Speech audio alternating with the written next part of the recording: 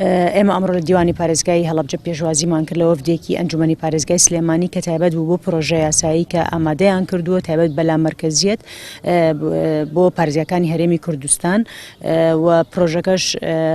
ئێستا لە مەرحەلەی مناقەشەکردن و وەرگرتنی ڕاوبۆچوون یەکە کارگێڕیەکانە. ئێمە ژۆک ئیدارەی پارێزگای هەڵەبجە ئەوەی کە پێویست بوو ڕوونکردنەوەمان پێیاون و پێشنیارەکانی خۆمان تەقدیم کردووە. ڕاست ئێمە ئەنجومەنی پارێزگامان نییە، بەڵام ئەگەر یاسایەک دەربچێت لەلایەن حکوومەتی هەرێمی کوردستانەوە ئەوە پێمان باشە وەکو ئیدارەی پارێزگای هەڵەبجە هەموو پارێزەکانی هەرێمی کوردستان بگرێتەوە و سەبارەت بە یاساکەش ئەگەر جارێک باش بێ بۆ پارێزەکانی کە هەرێمی کوردستانەوە چەندین جار باشە بۆ پارێزگای هەڵەبجە بۆ لەبەرەوە ئێمە پارێزگایەکی نوێین کۆمەڵە گرفتی کارگێڕی و داراییمان هەیە کە چەندین جار ئێمە خۆشمان داوامان لە سەرۆکی ئەنجومەنی وەزیران و جێگیری سەرۆکی ئەنجومەنی وەزیران کردووە چەند تایبەتمەندیەک بکرێ بۆ پارێزگای هەڵەبجە، بەڵام لە کاتی ئێستاە ئەگەر ئەم یاسایە بچێتە بواری جێبەجێکردنەوە ئەوە کۆمەڵی سوود بە پارێزگای هەڵەبجە ئەگەیەنێ بە تایبەتی لە تۆزیعکردنی میلاک و کۆمەڵە دەسەڵاتی دارایی کە پێویستە پارێزگار هەیبێ. بۆیە ئێمە و خۆمانەکو ئیدارەی پارێزگای هەڵەبجە زۆر باشی ئەزانین و پشتیوانیشی ئەکەین.